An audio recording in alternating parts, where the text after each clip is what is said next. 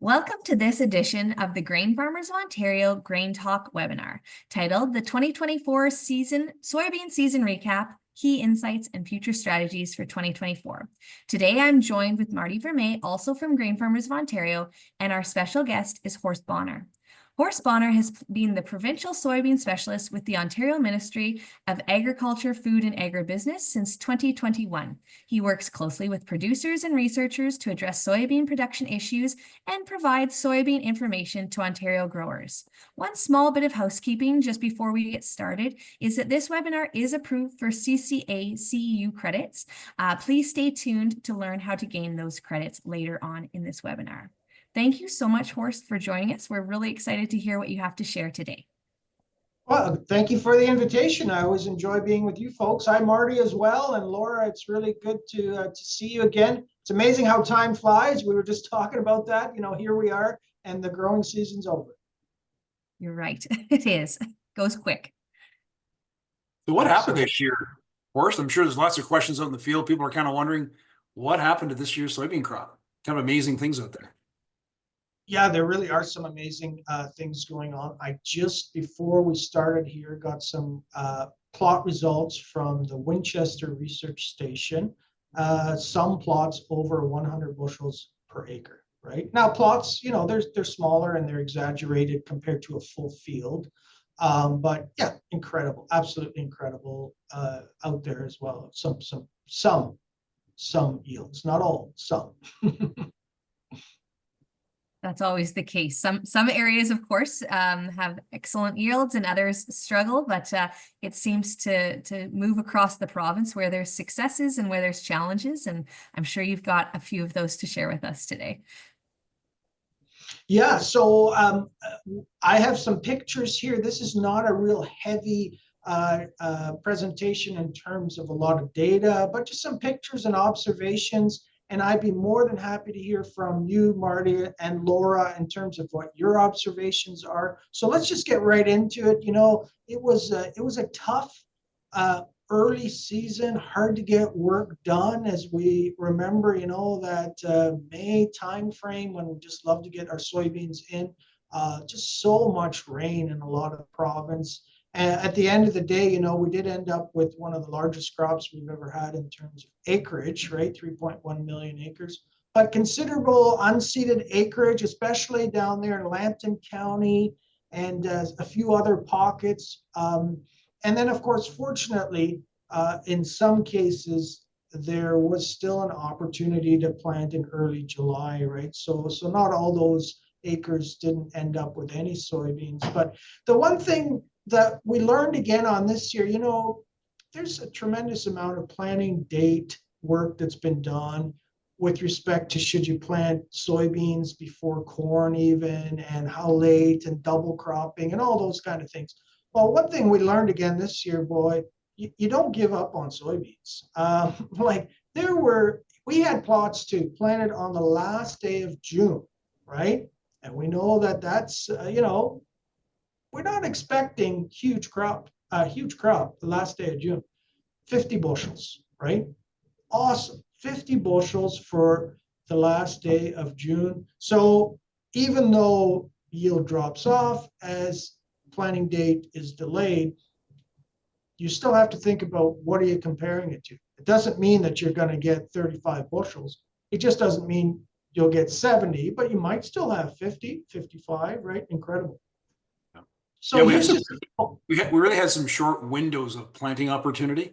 And then after that, we had some heavy rainfalls, and that crop really struggled in the springtime. I'm sure you're probably going to get into some of those, but yeah, it really wasn't setting up for looking like a good crop, but you're absolutely right. It was amazing what happened in the end.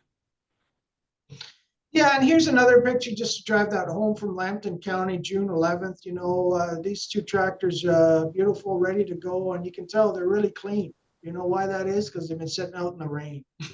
Like they're waiting to go, and weed control was a problem even in some of those fields. Some fields had 2 applications of a burn down before they were even seeded. The weeds just were incredible, and the beans weren't even planted. And to your point, Marty, here's a picture of those tough beans.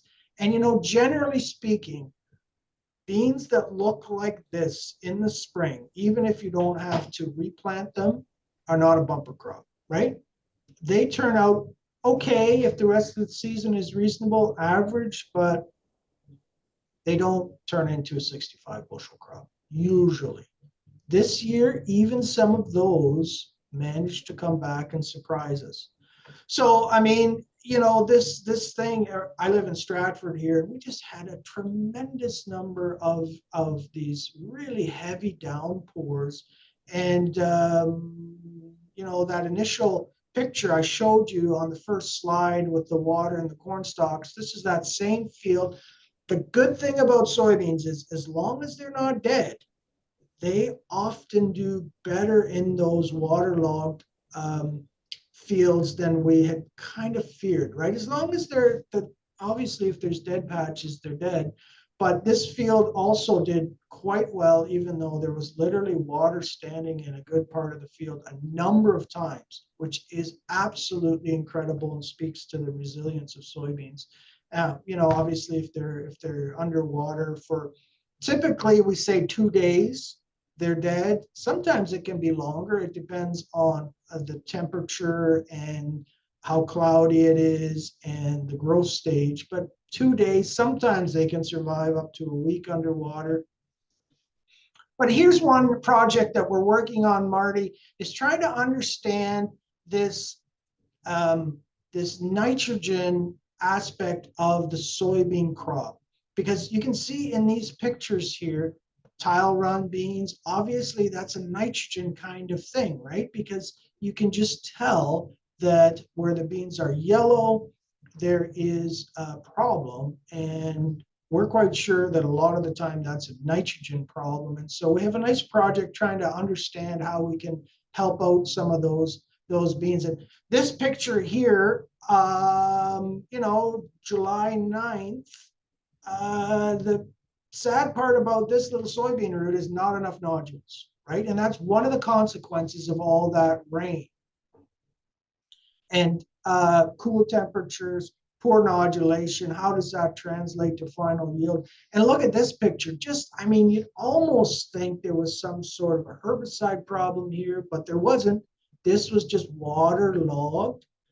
And Laura, believe it or not, this field, 60 bushels in the end, right? Just like looking at it here, you would have said, impossible. We'll be really happy if we get an average. And the grower, I was talking to the grower, he couldn't believe it. Yeah, incredible, incredible. And so Horst, on that, yeah, on that field that had poor nodulation, perhaps, did the grower do anything to try to help kickstart those soybeans and to help them look better than they were in the field? Was there anything that was tried or attempted, or was it just kind of left up to fate and see what happened to get that 60 bushel yield? Well, that particular grower did leave it alone. You know, he's a busy guy, and the problem is, of course, that as an industry, we still have not got a straightforward, clear recommendation that we're comfortable with. And what I mean by that is, you know, I've been doing nitrogen work for 20 years on soybeans because it is such a critical part of a big crop. The trick is, of course, because yield is largely made in August, if you can have good nodulation in August, when we apply some nitrogen fertilizer for a normal crop, we typically are chasing 1 or 2 bushels, right? And that's the problem.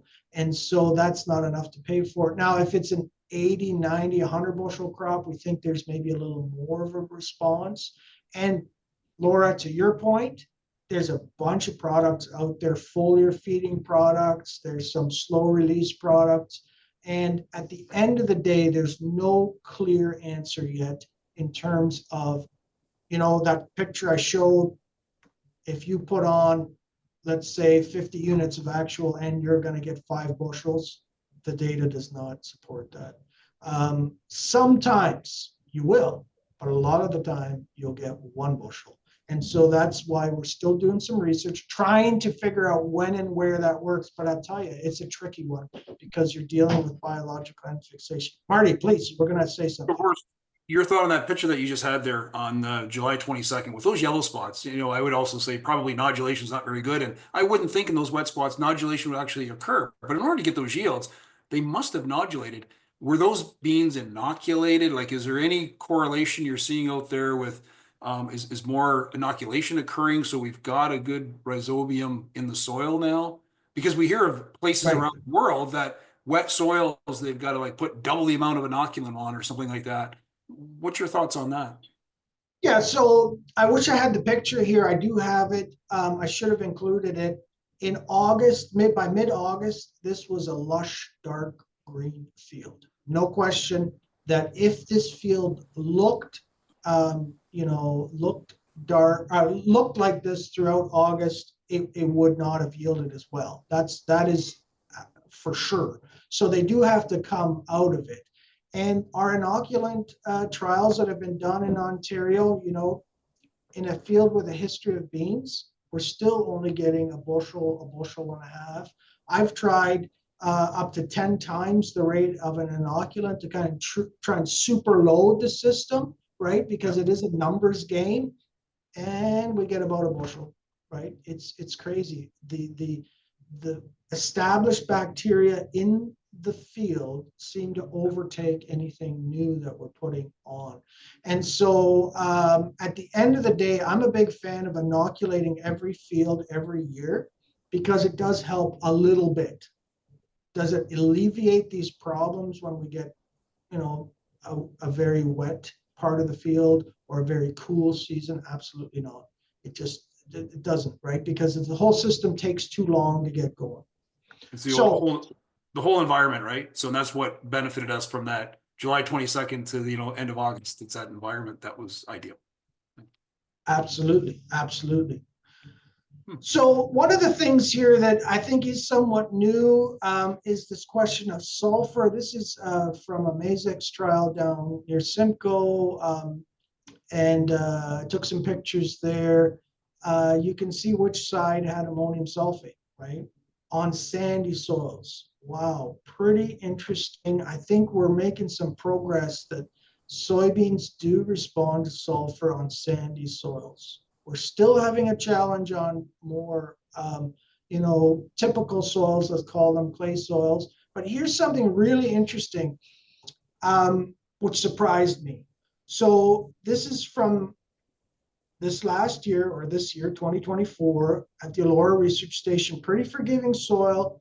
This has had manure over the last 30 years. So this is not the kind of field where you would expect to see a response to either potash, 0060, or any sulfur. And so there's this question about how much potash should you put on in the spring? Is there a safety concern because of the chloride in it? And you can overdo it. And typically we don't really see any kind of a problem until you're talking pretty high rates, 300 pounds of product. And so in this trial, I just threw on 100 pounds. Now the soil test was good here. So this is not the kind of field where I would expect to see a response. That's not what we were trying to do. We wanted to see if there was actually harm done, okay? 200 pounds, statistically no different, but 300 pounds and numerically is starting to worry me just a little bit. And again, 400 pounds. So not a big, like all those statistically the same. So all I'm getting at with this is there is a safe rate of potash that you can apply in the spring. I think it's okay. 200 pounds, no problem for sure. 300 pounds probably on most soils, unless it gets very dry. But the reason I'm actually pointing this out, look at this next number. I tried some potassium sulfate with obviously, not a lot of potassium and not a tremendous amount of sulfur on a soil type I would not have expected. Look at that, 7.5 bushels. Now, this is one site, I'm not saying we're all going to get a response to sulfur, because we're seeing the opposite. But there are these occasions where, man, that's, for a guy like me to see 7.5 bushels, I get pretty excited, because that's hard to do in soybeans. Horst, you said it was one site. Was it replicated? Oh yeah, absolutely. Yeah. Four replications. Yeah. And that whole sulfur story, I'm just trying to tease you with a little bit of information here. This is a multi-year project. Dr. John Lozon is working on a soil test as well, and we're adding data to his data set. And so I think we are making nice progress there in trying to understand when and where sulfur. But my point is, there are specific situations where sulfur is coming to the table for us. Slugs were really a nuisance this year for some growers. Boy, fortunately, in most cases, soybeans will outgrow slugs, right? And so it's not the end of the world. But I'm telling you, I think in terms of future challenges, this is one with these big corn yields, lots of residue, no quick answers. There's no pesticide that deals with them economically. And so what do you got to start thinking about how you're going to control slugs. This is another one that surprised me a little bit, that white mold, although, for sure we could find it across a lot of Ontario. Eastern Ontario has a bigger problem, no question. But generally speaking, it was not as devastating for the provincial crop as some of us kind of feared with all the moisture. And it's of course, it has to do with when it was hot and when it was wet and the timing of flowering and all that. But I think we kind of have to prepare ourselves for the future. Part of this conversation is about next year and the following years. If you had a significant field of white mold this year, you're really setting yourself up for future years where it could be really bad. Typically, where I see the worst white mold, of course, is in second or third year soybeans, or in fields that have had just a really high pressure in a previous year. So I think we understand that in the soybean world, but it's a good reminder that it's about planning, right? 2 passes of a fungicide helped this year. And the other thing that is interesting, as yields go higher in soybeans, we're getting a better response to these foliar fungicides. There's no question.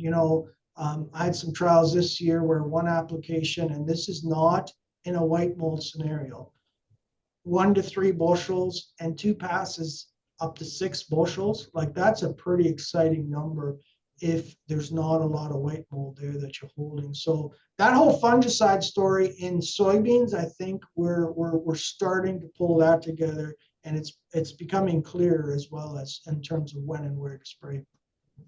Horst, what's your thoughts on some of the modeling that's done for forecasting for white mold? Have you looked at some of that? And I've looked at a few as well, and it's like they don't take the whole environment, whether population and risk levels and all that. Just wonder your thoughts. Very challenging. I commend all those that are working on it. And there's another initiative, this Sporecaster, trying to actually measure the number of spores in the air. And to your point, trying to bring it all together, not just one thing, but variety, row width, temperature.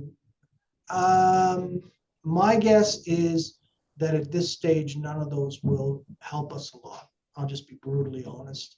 And the reason is it's very complex, and you cannot predict the weather. If you could accurately predict the weather, then we'd have more hope for some of these models. That's my kind of cynical, bitter old man approach to those. Marty, I don't know. You've looked at them. Have you seen anything that really is gonna really help us? I'm not saying they're no help, but is really gonna tell you spray or don't spray. That's what I want. Tell me yes or no.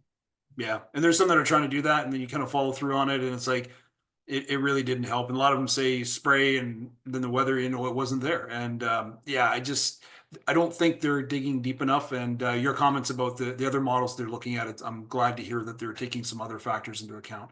But I agree, it's very complex. Your words exactly, Horst. I totally agree. It is a complex. Yeah, it's hard, right? And we're not trying to be negative, but it's when you're dealing with so many factors to get that to work. Yeah, we're not there yet. That would be my answer. So just for fun, I went up to New Liskeard and even further north. There's some growers up there very excited about soybeans. This is a very large field up near New Liskeard, and the beans up there, I was texting with some guys just this week, overall did very well, right? Which is great to see. Awesome. Now, I went to see one gentleman up there just north of Cochrane. He's a dairy farmer. He told me he's the most northern dairy farmer in Ontario. And of course, most of the soybeans in Ontario are grown below this line, and for obvious reasons, of course, soil and temperature is the big one. But he tried beans up there. This is where he is at Cochrane, right? And boy, you really go, this is a subtropical species. Are we chasing a crop that's feasible? Here's the interesting point. Took this picture when I was up there in August. This is what he told me, 44 and a half bushels at 14%. Awesome, right? Now, they did have a later frost than typical, so overall their crops were quite good. And so they're a great bunch of guys up there trying to make it work. But I do think that if the weather patterns continue that we've seen the last 5 years, there will be a lot more soybeans grown up north. And that's kind of exciting from that perspective. Final couple little thoughts here. Potassium is always a big thing. One of the things I've noticed is that in the fall, as senescence starts, sometimes we see fields like this. It's clearly potassium deficiency, but we didn't see it early on. And it's another one of these indicators that you don't have enough to make it through the whole season. So the reason I show this picture, if your fields look like this is not normal senescence. People look at this and they say, well, it's the end of August, September, they're dying down. No, they're not. They should not look like this. This is potassium deficiency. If you have beans that look like this, you gotta think about where your soil test is at. The other one that was very evident this year is some huge lodging problems. And the thing that I learned, again, here's a picture of, on the one side, beans that were very flat, on the other side, beans that stood very well, a straightforward variety difference, treated exactly the same. There's huge variety differences. And of course, there could be a whole talk on populations and how to feed them and blah, blah, blah. But if you had big lodging problems this year, think about that variety, because I'm telling you, there's tremendous differences in standability with some of these varieties. So at the end of the day, this is one example of some of the yield estimates that came out, and we've all seen this one back from September. They were predicting here, the Great Ontario Yield Tour was predicting 54 bushels, which would be a record, right? And so, of course, we don't have enough information yet from reported yields, because they're not all due until December 15th, right, to Agricorp.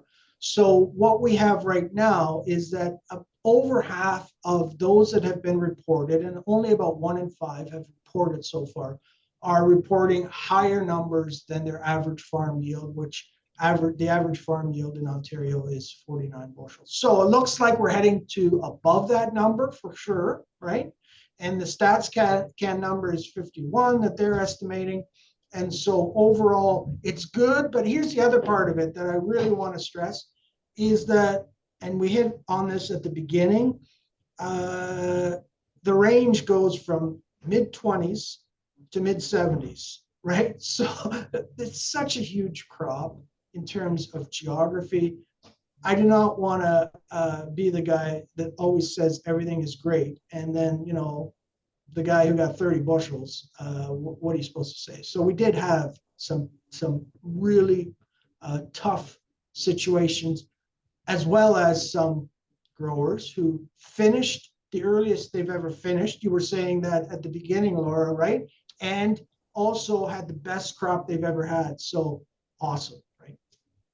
So that's it for now.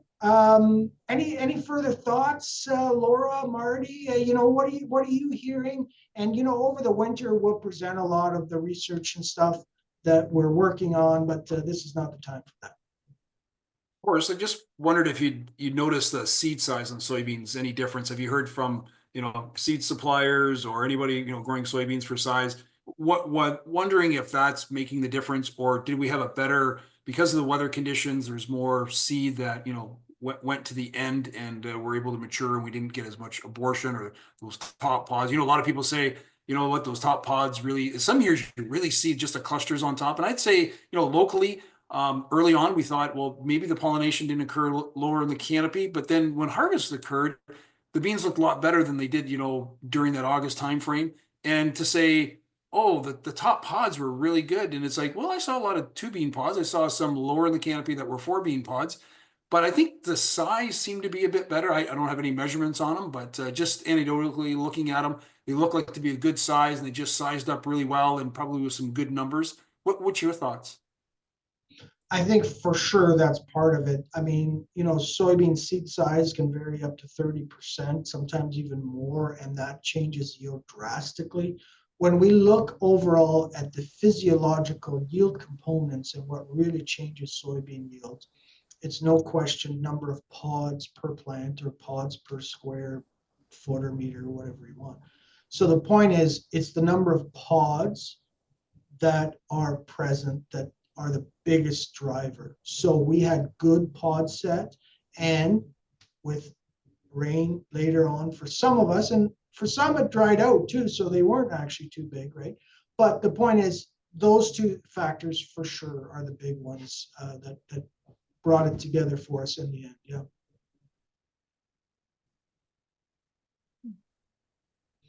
Well, and I think, you know, as we kind of wrap up here in terms of, you know, what can you tell someone who really is keen on growing the absolute best crop they can for next year? It's old advice. I know we've all said it many times throughout our career, but I'm telling you, the thing that's taken us in plots from kind of an average to sometimes 100 bushels is varieties. You have to on your farm test a few varieties, and some of these new varieties have tremendous potential if the other conditions come together. That's the key difference. And if the conditions don't come together for you in terms of rainfall, blah blah blah, then of course, yeah, you're going to get an average crop. It's not, they can't do incredible things if conditions aren't there. But what we're learning with some of these new genetics, if the conditions come together, the potential is there for some awesome yields. That's great. And growers can also go to gocrops.ca as well to see how yields are looking at for different varieties across the province and in the area. Another great, but you're right, Horst, it's getting those on farm and trying them out and seeing how they do in each management situation too. So that's great. Cool. Well, thank you. Marty, is there any more questions that you had for Horst, or are we? I'm good. You're good. Okay. Well, thank you everyone for joining us today. And thank you, Horst, especially for joining us today on this GrainTALK webinar. For those of you who are looking for CCA CEU credits, please email me at lferrier@gfo.ca to claim those credits. But otherwise, we will see you in 2025 to hear about some more big yields and amazing success stories and what growers are working on. So thanks for everyone for joining us. Thanks, Horst. Hey.